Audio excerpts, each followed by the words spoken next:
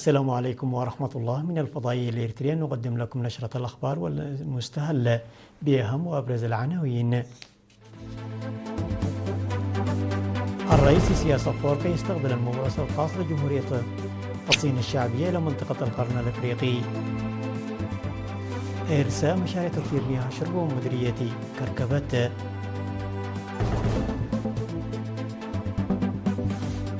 إجراء عمليات جراحية ناجحة لعلاج أمراض العيون بدكم حري.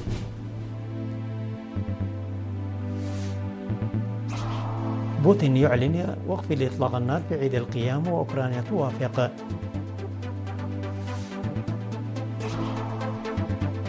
الصين تشيد بنجاحات كوريا الشمالية رغم جهود أمريكا لخنقها. الرئيس الصيني يستقبل زعيمة المعارضة التايوانية ويؤكد ثقته بالوحدة. استقبل الرئيس إسياس أفورقي المبعوث الخاص لجمهورية الصين الشعبية إلى منطقة القرن السفير جو نوانغ شون في قاعة دندن بعد ظهر اليوم الجمعة. وجدد الرئيس إسياس في اللقاء استعداد إريتريا للعمل بتعاون فاعل مع جمهورية الصين الشعبية، وذكر الصين بضرورة تعزيز دورها في مختلف القضايا العالمية والإقليمية، وقال إن على جمهورية الصين الشعبية أن تطلع بدورها المناسب في عالم تعرض فيه ما تسمى بالقوى العظمى كيفما تشاء. وأضاف الرئيس السياسي أن أفريقيا قارة غنية بالموارد الطبيعية والبشرية، ومن المتوقع أن تساهم الصين في تنمية هذه القدرات وتعزيزها. وصرح المبعوث الخاص لجمهورية الصين الشعبية إلى منطقة القرن الأفريقي السفير هو تشوانغ شون لوكالة الأنباء الإريترية بأن الهدف الرئيسي من زيارته هو تعزيز التعاون والتكامل بين الصين وإريتريا ودول المنطقة، والاطلاع بدور إيجابي في القضايا ذات الاهتمام المشترك.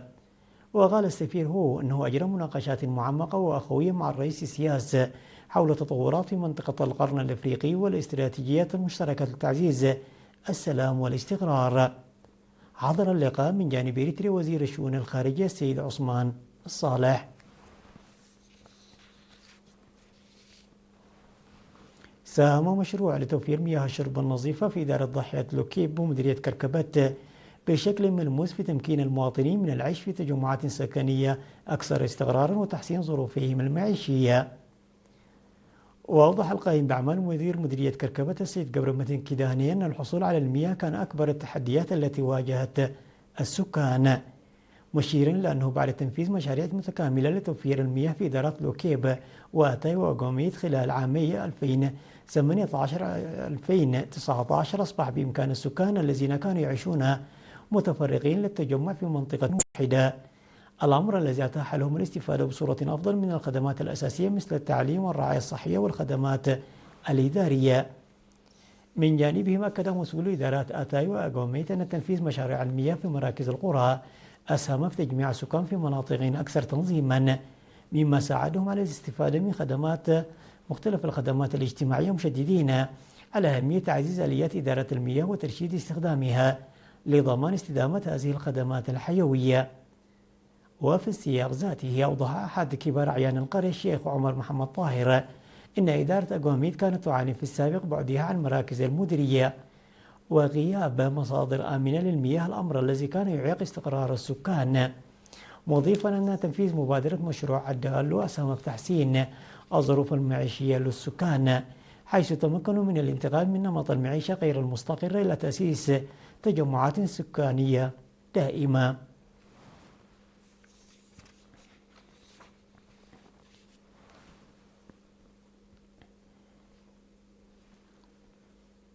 شهد مستشفى دكم حرة تنفيذ عمليات جراحية ناجحة لعلاج أمراض العيون للعدد من المواطنين على يد فريق من الأطباء المختصين في جراحة العيون من مستشفى الإقليم الجنوبي. وأوضح المدير الطبي لمستشفى دكم حرة الدكتور يوسف يماني أن الحملة الطبية التي استمرت لمدة أسبوع أسفرت عن إجراء عمليات جراحية ناجحة لإزالة المياه البيضاء ومعالجة مشكلات عتمة العين ل 49 مواطنا، إضافة إلى إجراء فحوصات للعيون لأكثر من 650 مواطنا. وأشار إلى أن الهدف من تنفيذ هذه البرامج يتمثل في توفير الخدمات العلاجية للمواطنين بالقرب من مناطق سكنهم دون الحاجة إلى التنقل لمسافات بعيدة. مؤكدا أنه تم أيضا تزويد المرضى الذين خضعوا للعمليات بالأدوية اللازمة لمتابعة العلاج. وفي ختام حديثه دعا الدكتور يوسف المواطنين إلى الاهتمام بصحة العين والمحافظة عليها باعتبارها من الأعضاء الحساسة في جسم الإنسان، مشددا على أهمية النظافة الشخصية والوقاية من العوامل الضارة مثل الغبار وأشعة الشمس من خلال استخدام القبعات والنظارات الواقية.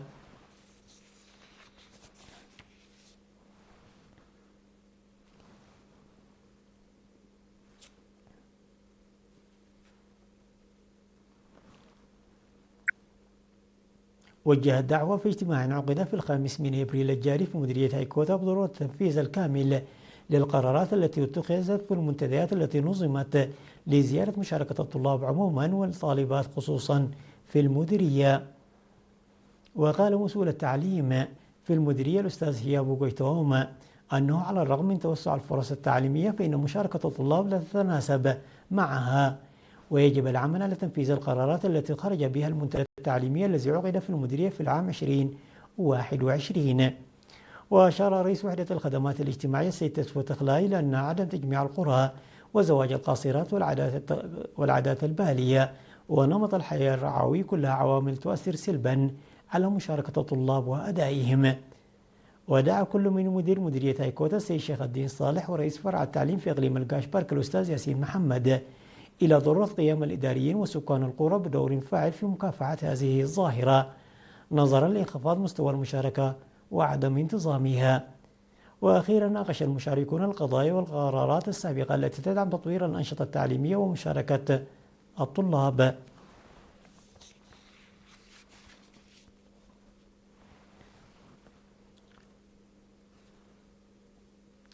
عقدت ندوة في مدينة مصوع في 8 من أبريل الجاري حول تعزيز المساهمة المجتمعية في رعاية ذوي الإعاقة الذهنية وتخلف النمو بمشاركة أولياء الأمور ومقدمي الخدمات وغيرهم من المعنيين. وشكر رئيس جمعية ذوي الإعاقة الذهنية وتخلف النمو في مديرية مصوع السيد قبي يسوس إدارة المديرية على دعمها لأعضاء الجمعية، ودعا أصحاب العمال والأفراد إلى المساهمة في معالجة قضايا الإعاقة الذهنية وتخلف النمو. وقال مدير مدينة مصوع السيدة هيلا أسفها أن أولياء الأمور ذوي الإعاقة الذهنية وتخلف النمو يتحملون عبئا كبيرا ويتطلب من المجتمع المساهمة في مساعدتهم ورعايتهم. وحث رئيس جمعية ذوي الإعاقة الذهنية في إقليم شمال البحر الأحمر السيد أمانيل الحنوم على بذل جهود جادة لجعل المدارس ترعى لاحتياجات المواطنين ذوي الإعاقات الذهنية وتخلف النمو. من جانبهم حث المشاركون على مواصلة الجهود والمساهمة في رعاية المجتمع لذوي الإعاقة الذهنية وتخلف النمو.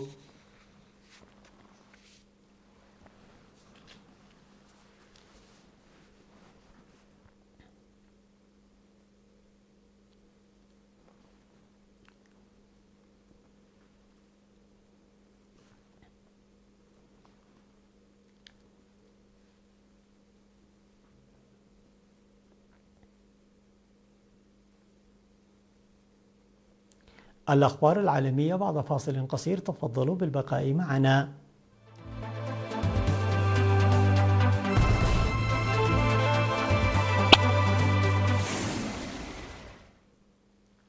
أعلن الرئيس الروسي فلاديمير بوتين وقفا لإطلاق النار لمدة 32 ساعة خلال يومين بمناسبة عيد القيامة عند الأرثوذكس.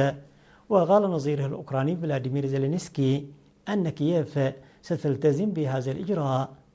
تتزامن الموافقة على وقف إطلاق النار خلال احتفالات المسيحيين الأرثوذكس بعيد القيامة يوم الأحد مع توقف الجهود التي تقودها الولايات المتحدة للتوصل إلى تسوية للنزاع المستمر منذ 4 سنوات وسط التوتر في إيران ومنطقة الشرق الأوسط.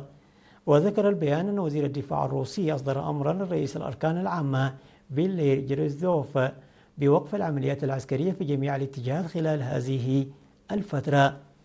وقال المتحدث باسم الكرملين ديمتري بيسكوف لوكالة تاس للأنباء إن اقتراح بوتين لوقف إطلاق النار لم يناقش مسبقا مع الولايات المتحدة وليس مرتبطا بأي مساعي لاستئناف المحادثات الثلاثية للتوصل إلى تسوية.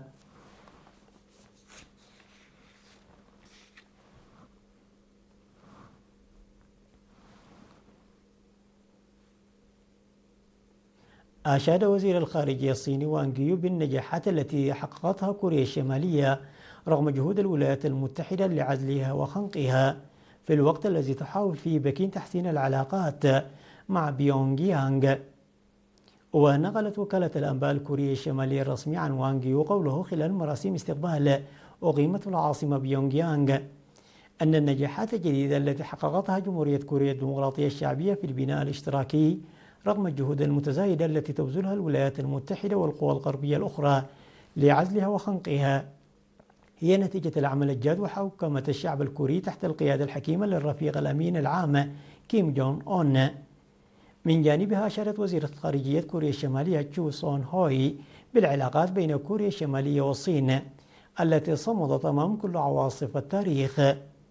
وتعد الصين أكبر شريك تجاري لكوريا الشمالية ومصدرا حيوي للدعم الدبلوماسي والاقتصادي والسياسي.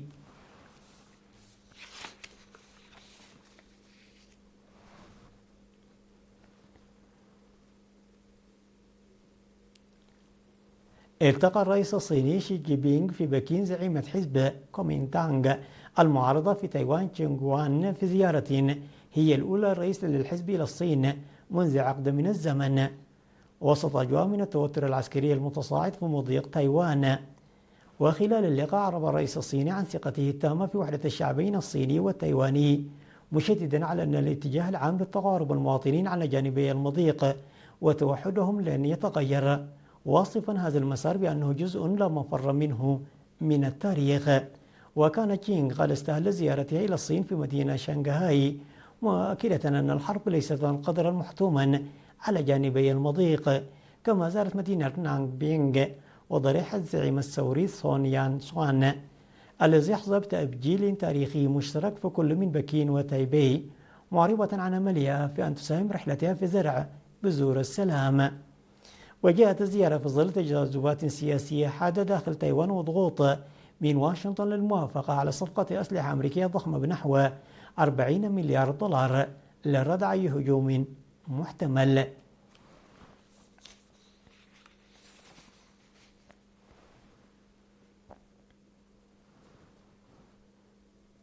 شهد بركان كيلاواي في ولاية هاواي الأمريكية نشاطا بركانيا ملحوظا، حيث اندفعت نوافير من الحمم البركانية لارتفاعات وصلت إلى نحو 6 أمتار فوق فوهة البركان. وأفادت هيئة المسح الجيولوجية الأمريكية أن تدفقات الحمم خرجت من عدة فتحات في فوهة البركان مشكلة نوافير متتابعة من الصخور المنصهرة، فيما استمر تدفق الحمم داخل منطقة الحفرة البركانية دون أن يشكل تهديدا مباشرا للمناطق السكنية القريبة. ويعد بركان كيلاواي من أكثر البراكين نشاطا في العالم، إذا يشهد بين الحين والآخر ثورات بركانية متفاوتة الشدة.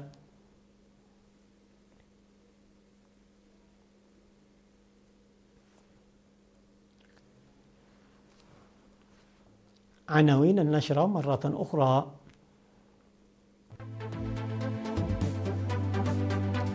الرئيس إسياس أفورقي يستقبل المبعوث الخاص لجمهورية الصين الشعبية إلى منطقة القرن الإفريقي. إرساء مشاريع توفير مياه الشرب بمدينة كركبت. إجراء عمليات جراحية ناجحة لعلاج أمراض العيون بالدكم حري.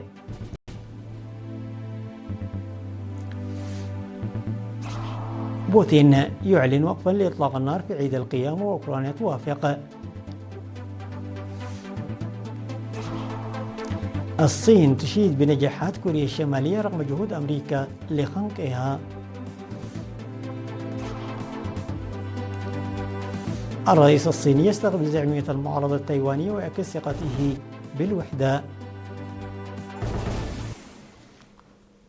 انتهت النشرة التي قدمناها لكم من الفضائية الإريترية، وإلى اللقاء.